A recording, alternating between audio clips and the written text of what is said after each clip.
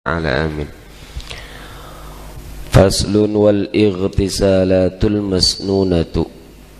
Fasal menjelaskan mandi-mandi sunnah. Sab'ata asyara ghaslan, ada 17 macam mandi.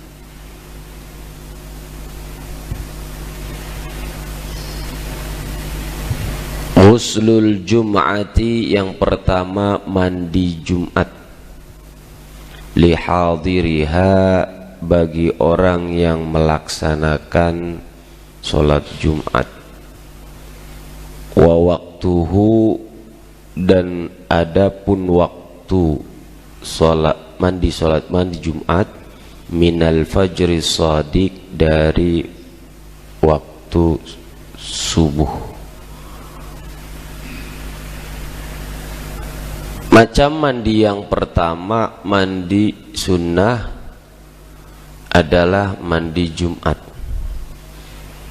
baik bagi laki-laki maupun perempuan.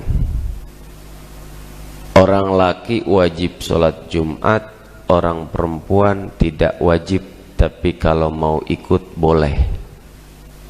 Siapapun yang mau melaksanakan sholat Jumat, maka ada kesunahan, di antara sunnahnya adalah mandi.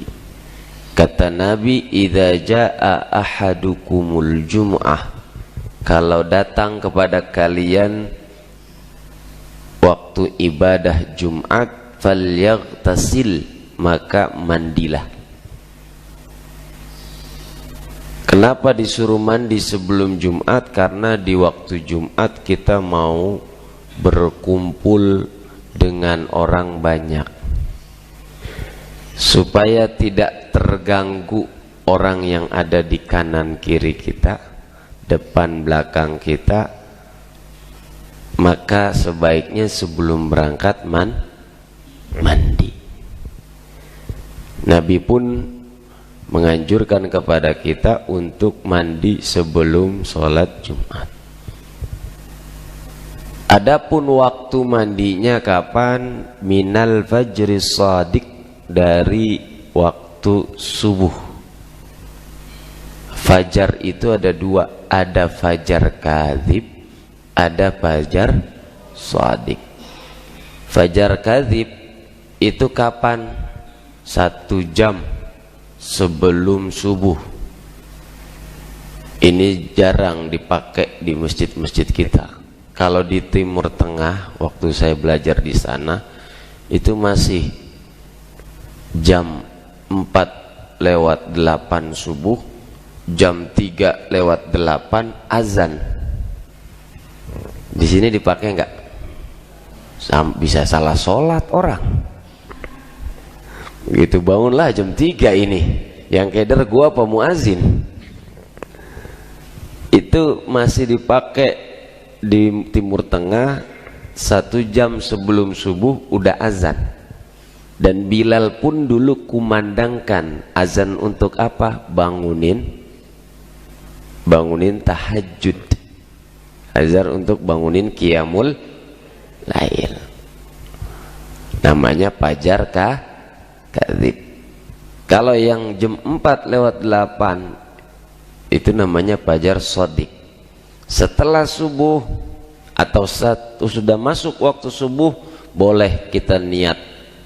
Kalau ini hari Jumat, maka begitu azan jam 4:08 kita mandi, niatin sekalian untuk sunnah sholat Jumat. Aku niat mandi sholat sunnah sholat Jumat karena Allah Ta'ala. Udah dapat pahala tuh.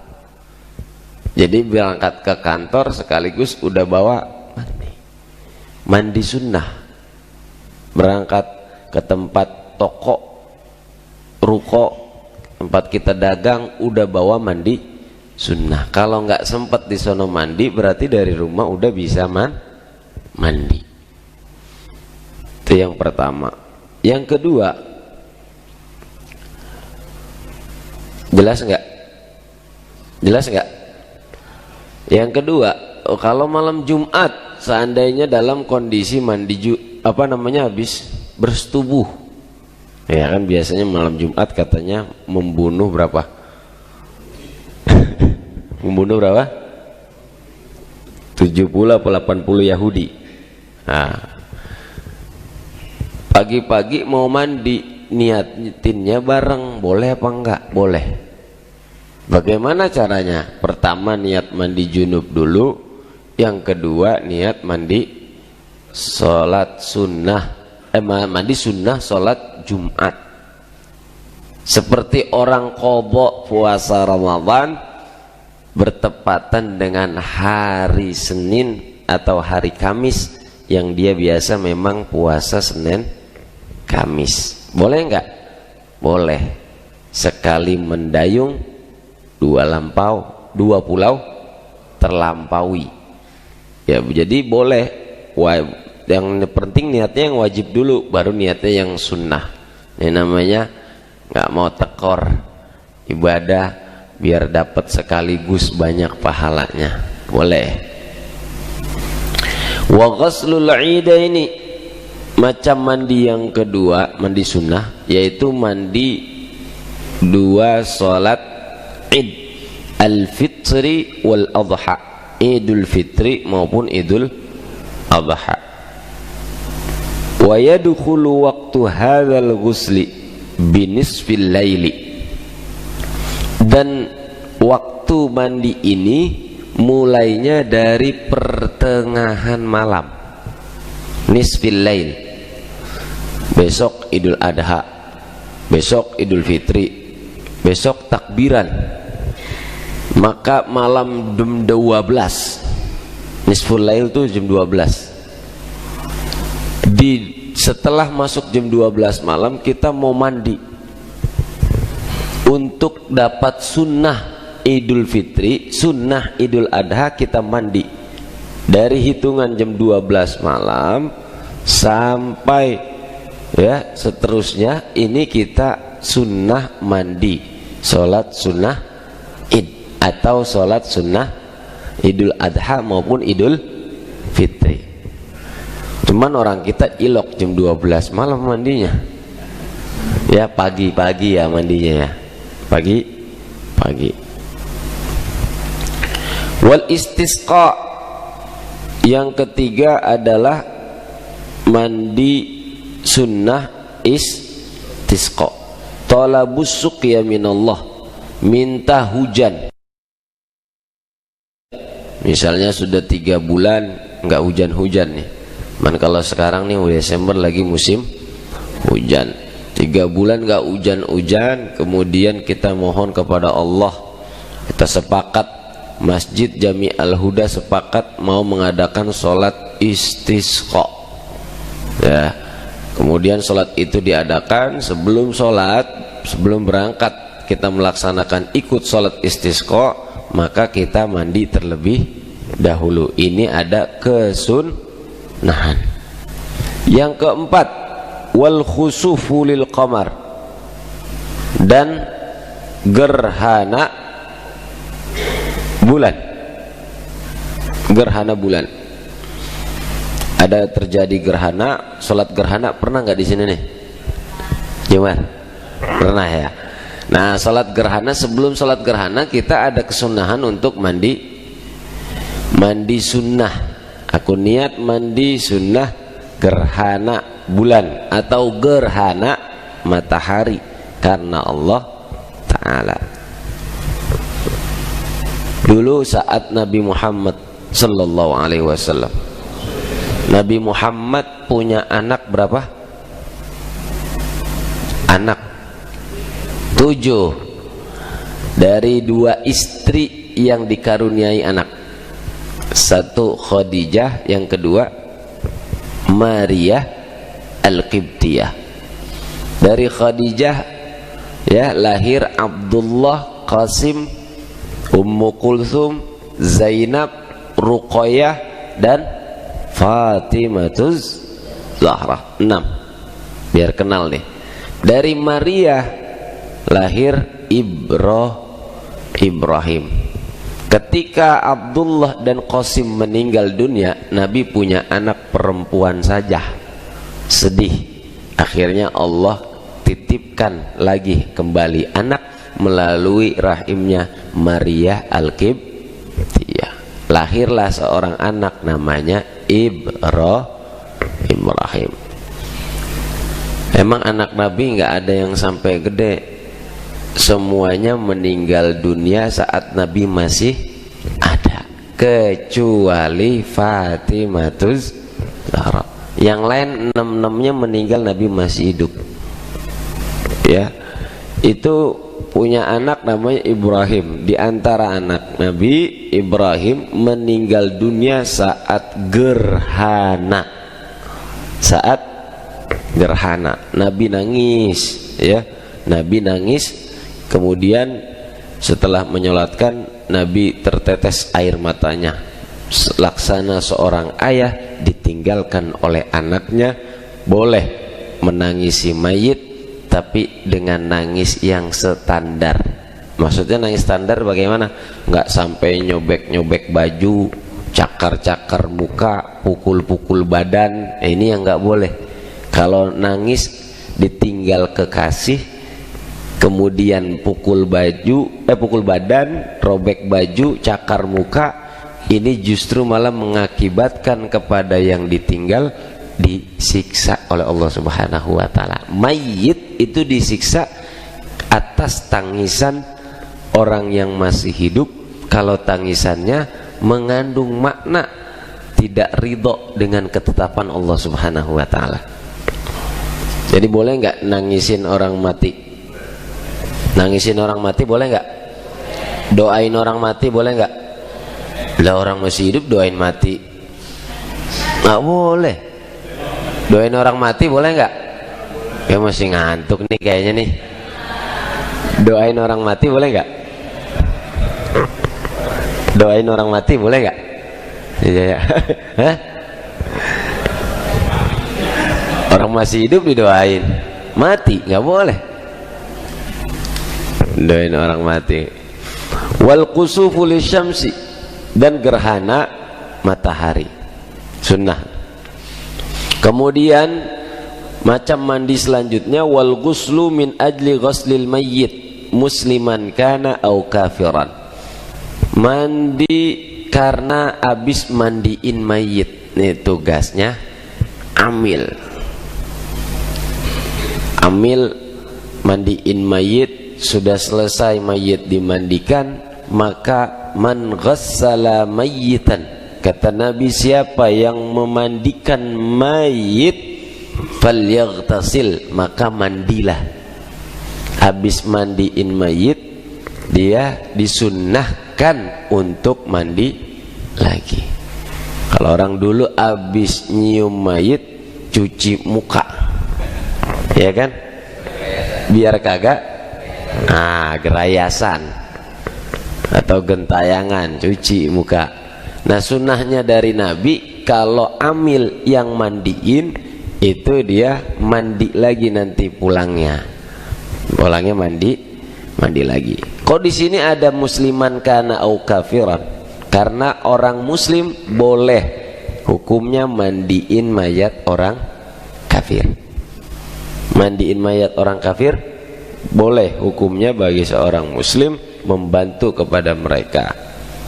Memang di keyakinan mereka, kalau ada mandikan mayat setelah wafat, maka kita diminta bantuan, boleh.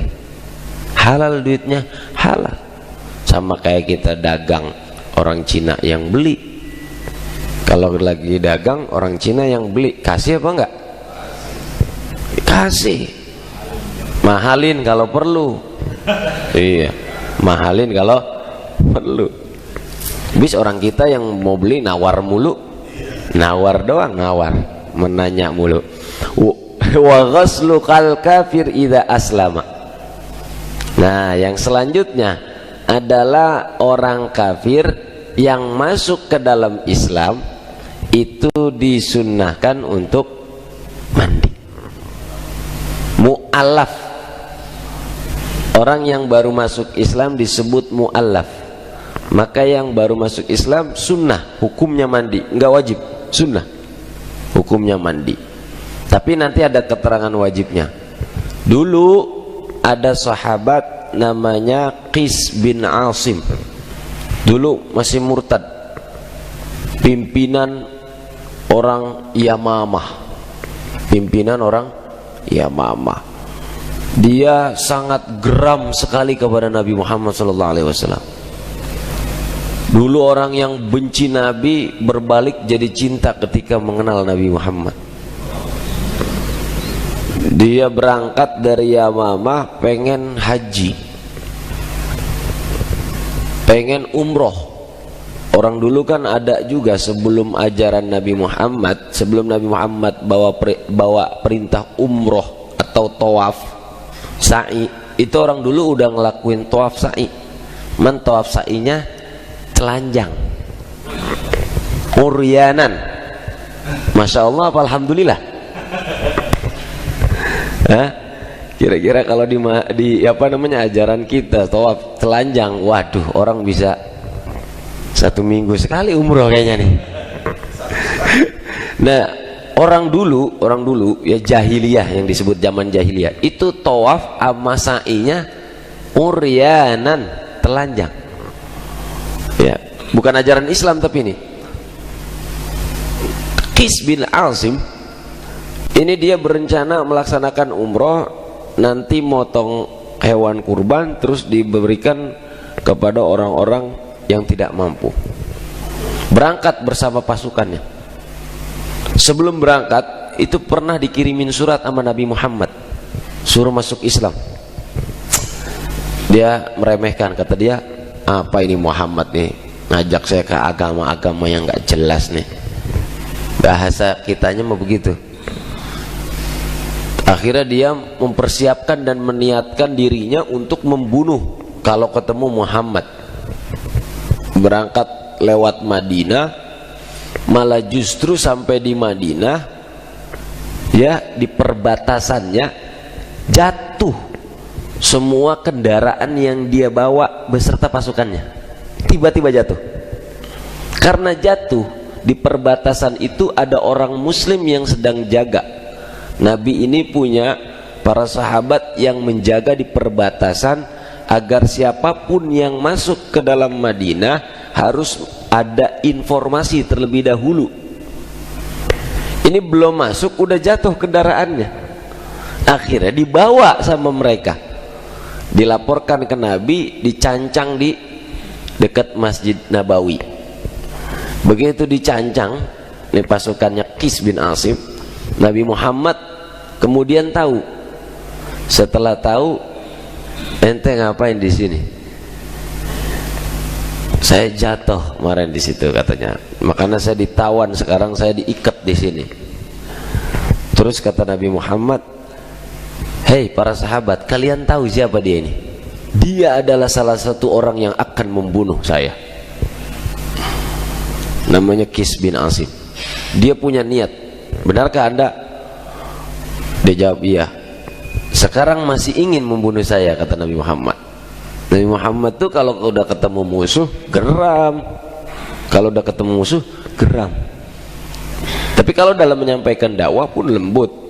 Muhammadur Rasulullah walladzina ma'ahu asyidda'u 'alal kuffari ruhama'u bainahum. Terus kata Nabi Muhammad SAW,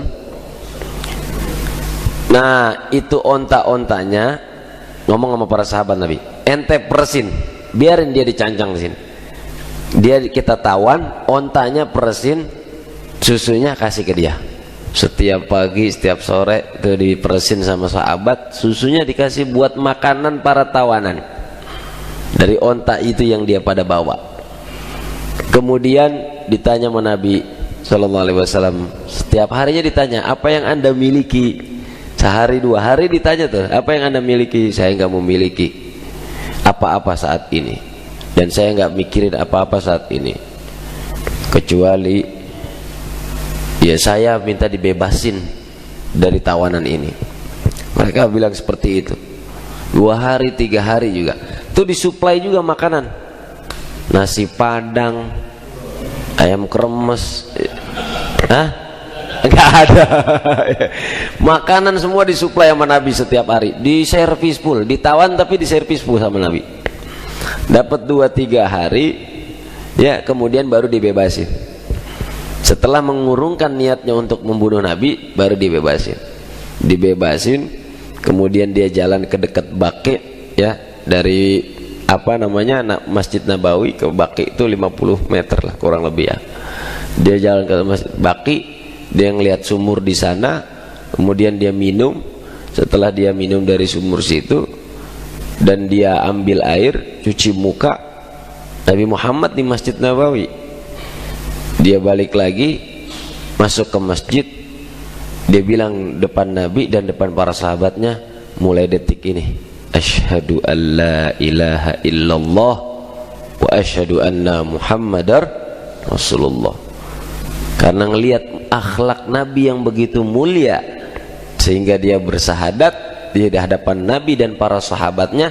Lalu kata Nabi, mandi loh habis ini, mandi. Akhirnya dia mandi sunnah. Jadi kalau ada teman kita, kawan kita sekantor mau masuk Islam, jangan pakai nungguin ustadz, kita bimbing langsung. Asyhadu an la ilaha illallah wa asyhadu anna Muhammadar Rasulullah. Karena bahaya nih. Kan kita semua bisa kan syahadat ya. Kalau misalnya ada yang minta masuk Islam langsung, jangan pakai nunggu dianterin ke ustadz. Asyhadu, udah dibimbing asyhadu an la ilaha illallah. Nah, adapun dia mau minta sertifikat lain hal. Yang penting kita udah syahadatin.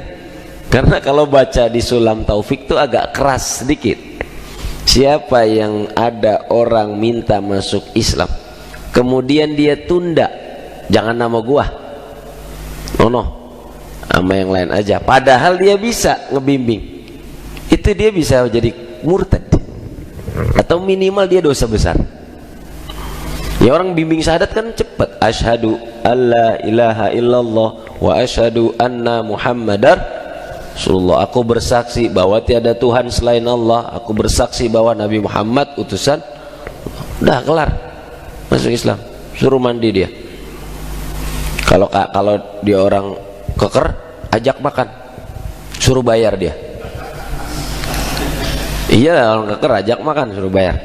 Illam yajnub fi kufrihi. Kalau dia ya tidak junub dalam kekufurannya, maka hukumnya sunnah. Aulam tahid al kafirah. Atau perempuan, ibu-ibu yang mau masuk Islam dalam kondisi tidak haid atau dalam kondisi tidak haid. Wa illa, kalau dalam kondisi junub atau kalau dalam kondisi haid bagi seorang perempuan, wajabal ghuslu ba'dal Islam fil asah, maka hukumnya wajib. Dia lagi lagi bersahadat, lagi masuk Islam, lagi keadaan junub. Nah, atau perempuan itu lagi haid atau baru habis selesai haid, maka hukumnya mandi itu bukan lagi sunnah, wajib. Sekaligus mandi wajib, sekaligus mandi masuk Islam. Wa qila yasqutu idza aslama. Ada pendapat yang mengatakan gugur kalau dia masuk Islam. Artinya apa? Udah lebur semua. Al-Islam yahdimu ma qablah. Islam itu menghapus seluruh yang telah lalu, masalah yang telah lalu. Maka dosa-dosa yang telah lalu udah dihapus. Kemudian mandi selanjutnya, wal majnun wal mughma alaihi idza afaqa. Orang gila atau orang yang ayan kalau seandainya dia telah sadar. Ada saudara kita, teman kita, tetangga kita gila. Orang gila wajib sholat enggak? Orang gila wajib zakat enggak? Orang gila wajib puasa enggak, Bu? Orang gila wajib ibadah enggak, Bu? Orang gila wajib menegakkan keadilan enggak, Bu? Enggak. Berarti yang enggak menegakkan keadilan wal mughma alaihi idza afaq, atau orang yang nggak sadar kalau dia telah sadar. Nah, saat dia sudah sadar dari kegilaan, suruh mandi. Tuh para penegak hukum yang nggak adil, kalau dia udah sadar berarti suruh mandi, karena hukumnya sunnah, disunnahkan untuk mandi. Ya, lu ngapa ke sono-sono ini? Wal majnun wal mughma alaihi idza afaq. Nabi Muhammad sallallahu alaihi wasallam itu pernah nggak sadarkan diri. Mughma alaihi ini nggak sadar diri. Ketika Nabi Muhammad ingin meninggal, Nabi Muhammad itu didampingin oleh Aisyah. Aisyah meriwayatkan Nabi Muhammad lagi sudah hampir habis nyawanya. Dia nanya sama Aisyah, itu orang-orang di masjid pada sholat belum? Kata Aisyah, belum ya Rasulullah. Lah mengapa aja pada belum sholat? Yantazirunaka ya Rasulullah. Mereka nggak berani mulai sholat, nungguin engkau keluar. Nah, gitu. Akhirnya Nabi hampir nggak sadarkan diri. Saat 2 kali bertanya seperti itu kepada Aisyah dan baru sadar diri, langsung Nabi bilang, "Dha'u lima'an fil makhdab." Coba ambil ember, tuangin air di situ. Gua mau mandi, gitu. Setelah baru ngeh bahwa orang-orang di masjid ini lagi nungguin keluar Nabi untuk jadi imam salat. Ini nggak berani, nggak ada yang berani sahabat itu maju jadi imam salat kecuali Nabi yang mimpin salat. Dan Nabi nggak keluar, ditungguin sama para sahabat, ditungguin, tapi nggak baring WA-an, nggak, karena dulu nggak ada WA, nggak baring Facebookan, nggak baring YouTubean, karena dulu nggak ada Facebook, nggak ada YouTube. Nabi ditungguin, ditanya 2 kali sama Aisyah, ditegur, begitu sadar baru dha'u lima'an fil makhlab, ambil air di ember, saya mau mandi. Ketika sadar baru mandi. Ini namanya mughma alaih, tidak sadarkan diri. Karena orang mau meninggal itu udah hampir habis dan gak sadarkan diri. Itu pernah terjadi pada Nabi Muhammad sallallahu alaihi wasallam. Walam yatahaqqaq minhuma inzalun, dan tidak nyata inzal, keluar. Ya, keluar. Inzal ini keluar mani. Kalau nyata-nyata keluar mani, bukan lagi sunnah hukum mandinya, tetapi fa in tahaqqaqa minhuma inzalun wajabal ghuslu ala kullin minhuma. Kalau dia orang gila atau orang yang sedang tidak sadarkan diri dalam kondisi inzal, dalam kondisi dia itu keluar mani, maka ketika dia sadar, Anda harus sampaikan wajib mandi, karena dia ada perkara yang menyebabkan wajib mandi, yaitu inzalul mani atau khurujul mani. Kemarin kita sudah belajar kan hal-hal yang mewajibkan mandi. Tapi kalau tidak ada keluar mani, ketika dia sadar dari gilanya atau dia sadar dari perkara yang dia tidak engah, ya, misalnya lagi sedang mughma alaih, lagi sedang tidak sadar 100%, maka dia disunahkan untuk mandi. Kalau orang diajak ngomong kagak nyambung, itu kan lagi nggak sadar. Nah, begitu udah nyambung, mandi. Kalau emang gak nyambung juga, ente yang mandiin, dah nggak apa-apa. Nah, wal mughma alaih wal ghuslu indal ihram. Selanjutnya macam mandi sunnah adalah mandi ketika mau melaksanakan ihram. Dari Madinah mampir di Muzdalifah, mampir di Bi'run Ali. Bi'run artinya sumur. Bir Ali itu singkatan dari Bi'run. Orang Arab tuh kalau nyebut itu singkat, teman. Bi'rul Ali. Bir Ali orang nyebutnya. Ya, kalau orang berangkat umroh dari Madinah mampir di Bir Ali. Afdalul miqat, afdalnya miqat itu adalah di Bir Ali. Nah, mampir di Bir Ali, kemudian dia mandi di situ. Ada kesunahan sebelum ihram dia mandi dulu sebelum pakai pakaian putih-putih. Ini yang laki-laki pakai pakaian putih-putih, itu dia ada kesunahan untuk mandi ihram. Baru setelah itu dia berangkat. Atau yang haji dia mau dari hotelnya juga boleh, nggak apa-apa sebenarnya. Kalau dari hotelnya boleh, mau dari hotelnya boleh, mau pas tiba di tempat ngambil mikotnya juga boleh. Wala farqa fi hadzal ghusli baina balighin wa ghairihi. Nggak ada perbedaan mandi ini antara mandi balik, orang balik dan selainnya. Wala baina majnunin wa aqilin. Nggak ada perbedaan antara orang gila dan orang berakal. Sama metode mandinya, baik dia udah balik atau belum balik, baik dia orang gila maupun orang yang berakal. Wala baina tahirin wa haidin, baik orang yang dalam keadaan suci maupun dalam keadaan haid. Fa illam yajidil muhrim al-ma'a, kalau orang yang mau ihram enggak dapat air, tayammama, boleh dia bertayamum. Ini juga dalil kalau mandi junub enggak ketemu air, maka ngewakilinnya adalah tayamum. Ada air mendingin Ustadz, kagak apa-apa, masak aja dulu, gitu kan. Ada air tapi dingin karena lagi di gunung, di Cipanas misalnya. Cipanas dingin apa panas ya? Hah? Cipanas namanya, dingin apa panas? Tiis kata orang Sunda. Wal ghuslu lidukhulil Makkah, macam selanjutnya mandi karena mau masuk Mekah. Mau masuk Mekah. Mekah Madinah adalah balad al-haramain, negeri atau kota yang suci. Maksudnya apa? Suci, dimuliakan, dan tidak boleh masuk orang-orang yang tidak beragama Islam.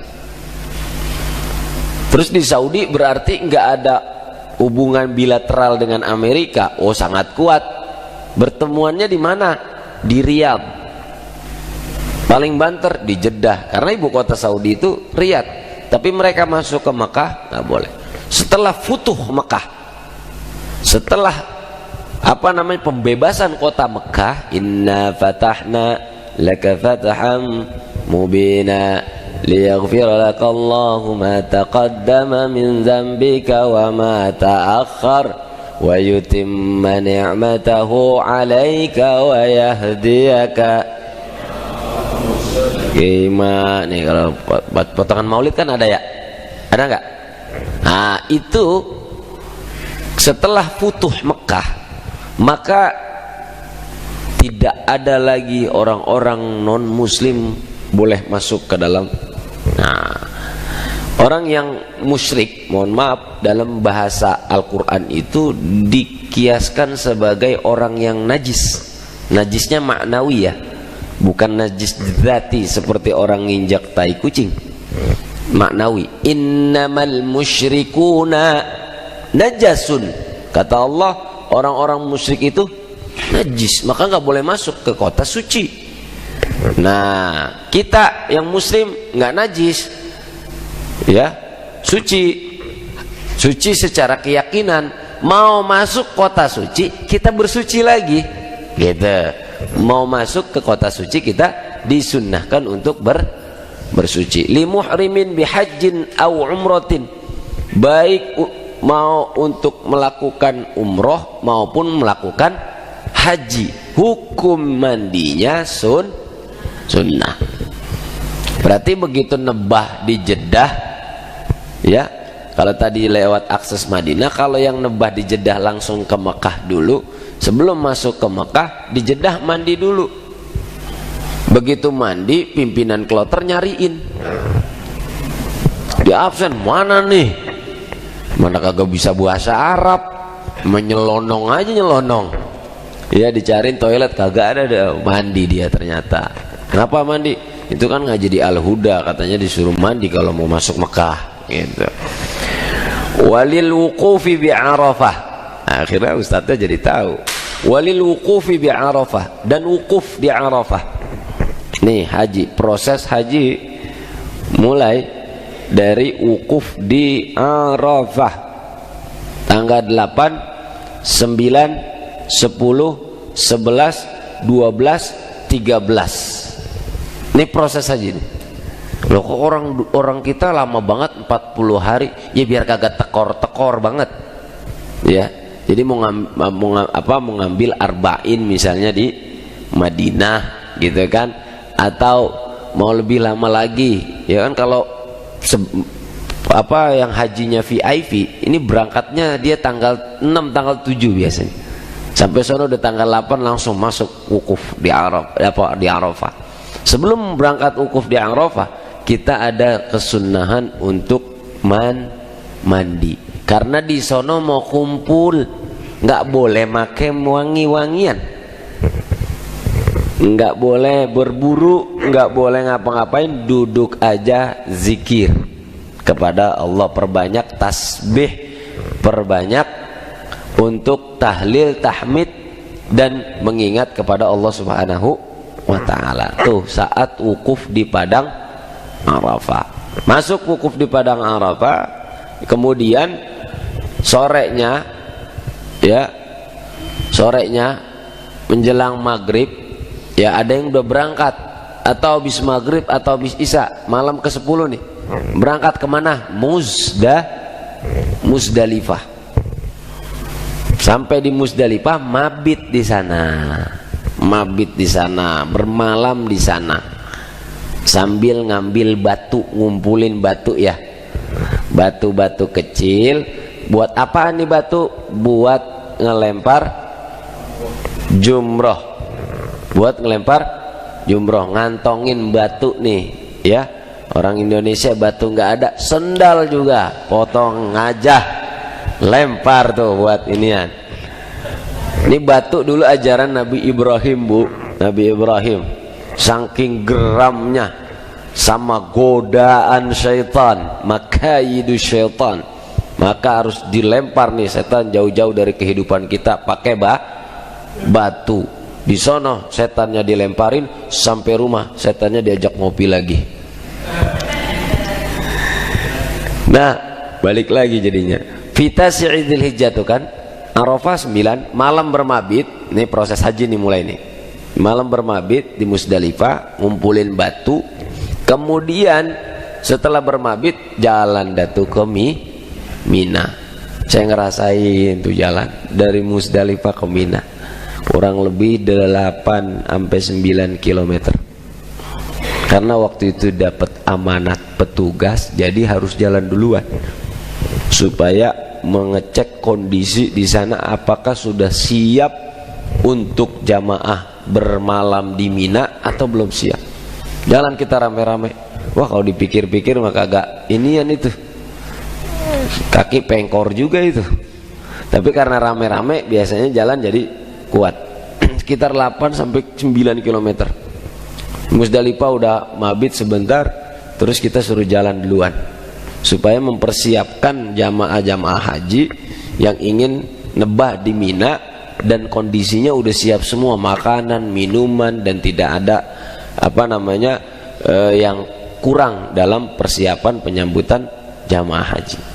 Namanya jadi petugas, hajinya gratis, kemudian pulang bawa duit lagi. Jadi kudu ngelayanin sekaligus haji, ngelayanin orang haji. Itu ngelayanin orang haji. Tapi jamaah Indonesia dari Arafah ke Musdalifah naik kendaraan. Dari Musdalifah ke Mina juga naik kendaraan, dijemput kendaraan. Cuman kalau suruh jalan kaki semuanya, kesian aki-aki. Roni sama Roki kesian. Roni rombongan nini-nini, Roki rombongan aki-aki. Kan kesian jalan harus 7 sampai 9 km, tapi dijemput pakai mobil.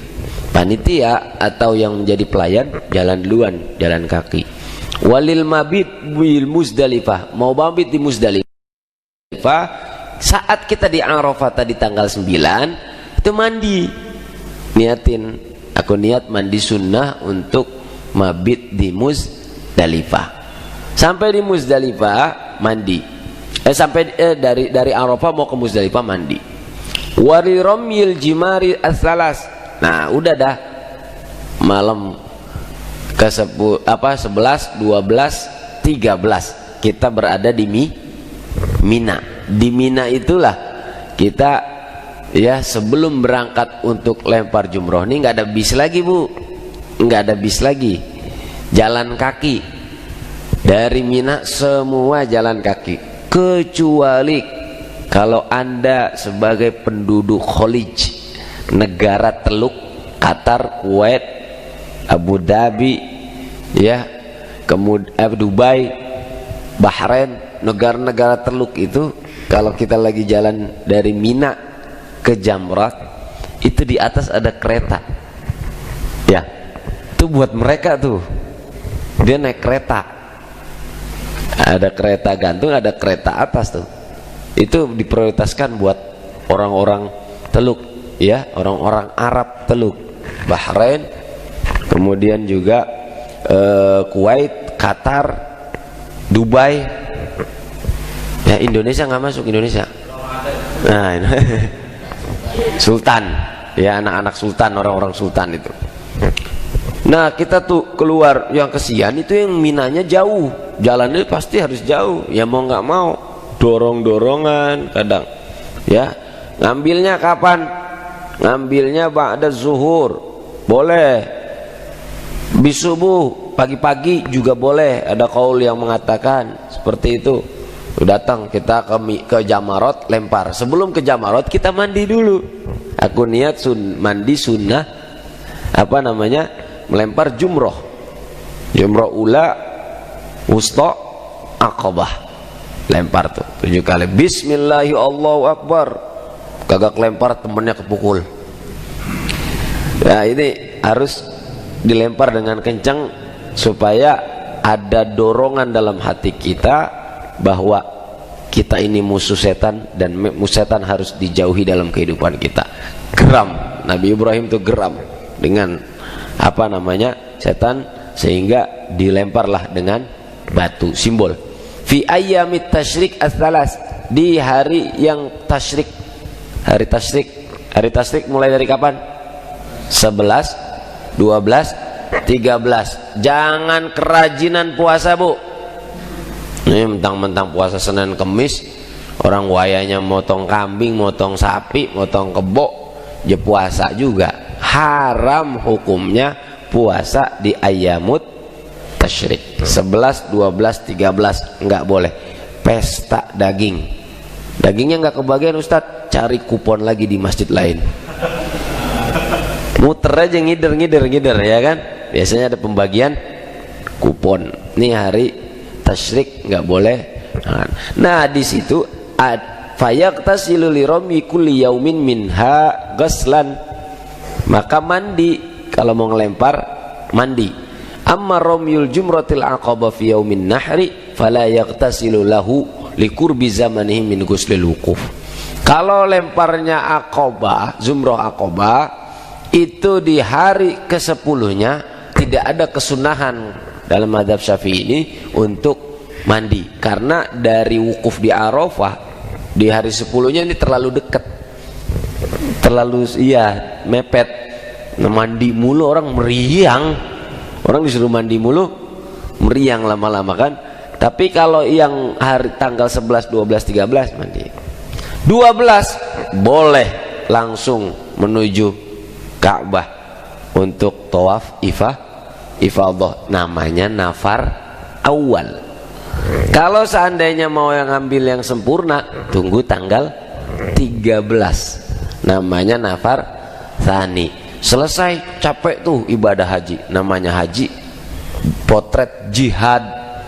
Orang kalau mau tahu berjihad, salah satunya adalah ngikutin rangkaian haji. Itu fisik bener-bener ibadah, terkuras badan kita. Kalau staminanya nggak fit banget, gampang loyo. Selesai nafar tsani itu nanti keluar dari Jamarat, ada Gojek tuh, Gojek di situ, nggak pakai aplikasi, nggak ada Grab, bukan Gojek, bukan Uber, tapi dia ada motor di situ, Gojek offline. Siapa yang mau diboncengin lewat Mahbas Jin, tembus sampai Bab Ali. Bab Ali itu pintu masuk ke Mekah, yang di sampingnya itu Maulid Nabi Muhammad SAW, tempat kelahiran Nabi Muhammad, yang sekarang jadi perpustakaan. Berapa bayarnya? 50 real. 50 kali 3.500 berapa? Hah?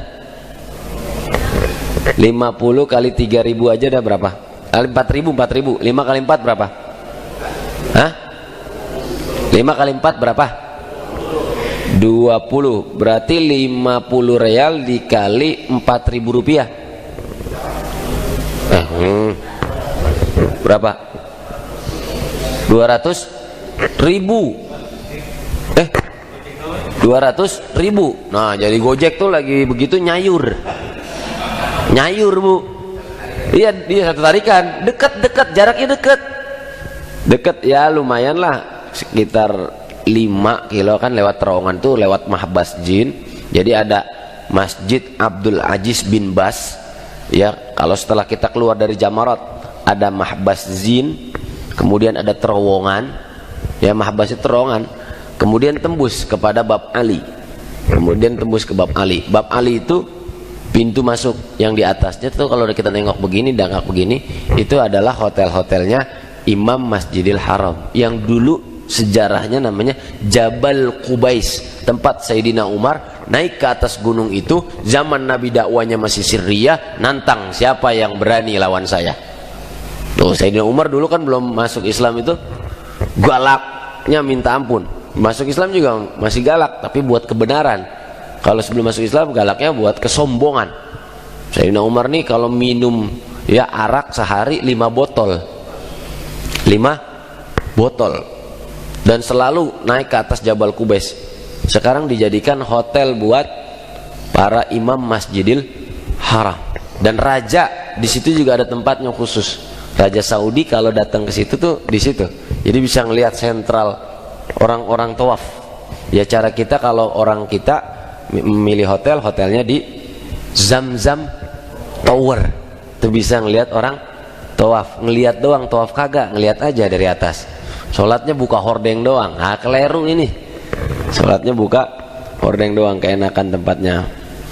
Kemudian terakhir wal ghuslu lit tawaf as-sadiq bi tawafi qudumin wa ifadatin wa wada'in wa baqiyatil ightisal mahsnunatu mazkuratan. Mandi untuk tawaf, selesai itu rangkaian haji Jamarat, sampai di Jamarat, sampai ngelempar jumroh, lanjut kita tawaf ifadah namanya. Tawaf ada 3. 1 tawaf kudum, baru nyampe tawaf. Yang kedua tawaf ifadah ya, tawaf rangkaian haji atau rangkaian umroh, wajib itu dilakukan. Yang ketiga tawaf wada, mau pergi dari Mekah, mau pisah dari Mekah, kita bye-bye dulu sama Ka'bah. Tawaf dulu tuh. Yang wajib ifadah, yang 2 sunnah, tapi harus juga dilakukan supaya ada timbul rasa rindu pengen kembali lagi. Ini jangan baru selesai haji, selesai umroh, kapok gua haji, kapok umroh, tapi romannya kagak ada ya. Kagak ada. Yang ada belum pulang aja, ya Allah kapan lagi bisa kesini ya gitu. Kapan lagi bisa kesini. Mandi buat tawaf tuh, tawaf ifadah. Rapi jumrah tadi tawaf. Habis tawaf baru tahallul. Habis tahallul baru boleh bersetubuh lagi dengan istri. Itu juga kalau hajinya VIP. Kalau haji Anda reguler, hotel Anda nggak satu dengan hotel istri Anda, jauh,